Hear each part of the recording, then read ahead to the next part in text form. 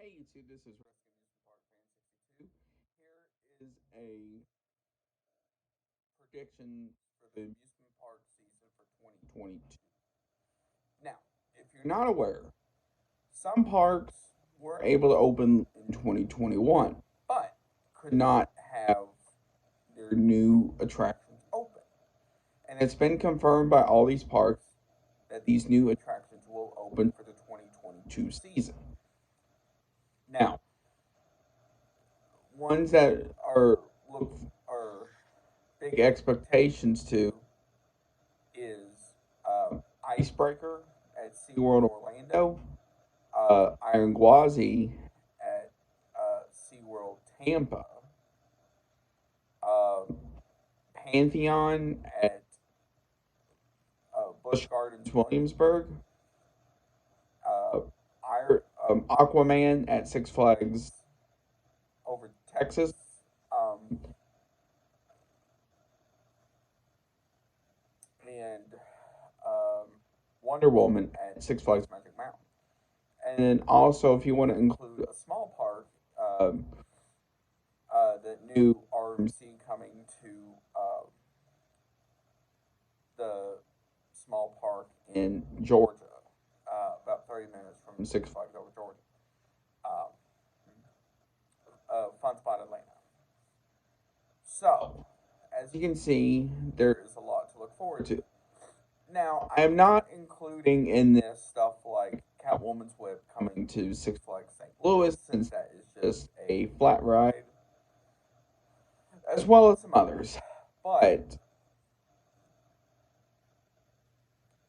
I do see the momentum for this starting to pick up. Just because I do, first of all, one prediction I saw from Theme Park Predictions was I do see parks keeping their attendance with how they were for 2021 into 2022. Now, I do see attendance going up slightly for all these parks. Now, how much? I can't tell you because I'm not entirely sure. But first, we're starting off with um, I Icebreaker at SeaWorld Orlando, which opens in February. Iron Gwazi, which opens up in March. Um, and then I'm not entirely sure about Pantheon um, as well, just because I've not heard a date for that yet, as well as the one in California. Um, I've not heard dates for those yet, but I do expect those probably to be in early parts of 2022, probably by April at the latest. Um, but outside of the SeaWorld parks, um, with Six Flags over Texas, for example, with Aquaman, I see that opening up around Memorial Day, maybe sooner or later. Just depends on how fast they can get that done. It was supposed to open up for 2021, but because they're adding a turntable as well as some other small details, that got pushed back. So I do see that around Memorial Day or so. That gives them a chance to put the turntable in, finish the rest of the track up, finish the wiring up, put water in it, test it, get it approved. Now, what's um, Iron Gwazi? I do see that becoming a success, but its trouble is, and here's the question you really have to think about: is the hype for it still going to be there when it opens in a couple of months? That is the big trouble because it has been a ongoing thing since basically late 2019. Since, as we all know, it was supposed to open in 2020, but it couldn't because of reasons. 2021, it was supposed to open up, but SeaWorld pushed it back due to some things on their part. So,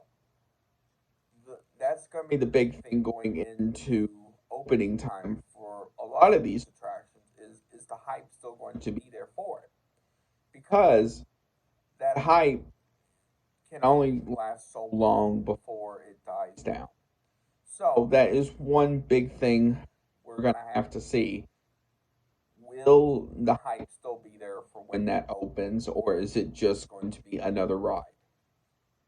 Now, last thing is, for a lot of these parks, unfortunately, too, as of this recording, going into Christmas time for parks, once Halloween comes and goes, unfortunately, these parks will close for the season, and that's Six Flags, St. Louis, America, New England, and there's another one in there because Six Flags has announced that those four parks are not doing Holiday in the Park anymore, at least for the time being. They never gave a good explanation, but it's probably has something to do probably with attendance and money. Um, Maybe those don't get enough money, and so who knows. But it sucks that those four parks are not going to stay open past Fright Fest. But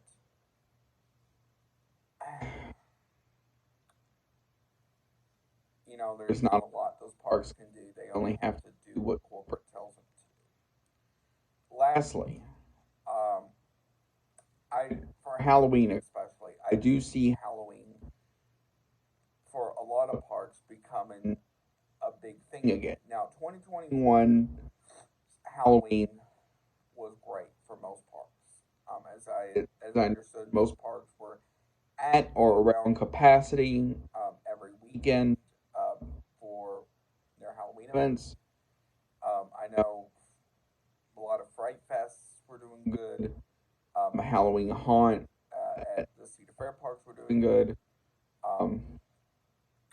I know Halloween Horror Nights for Universal Studios in both California and Florida, those were both really good this year. I do see a lot of those becoming a much bigger thing just because, um, these parks are going to start investing in those again. Now, lastly, unfortunately, I do see another coaster or two closing in the future. What coaster and what park is yet to be determined. By that, I do see another one closing just because of maintenance and how much it costs to keep the ride up. I'm not entirely sure what coaster or what park yet,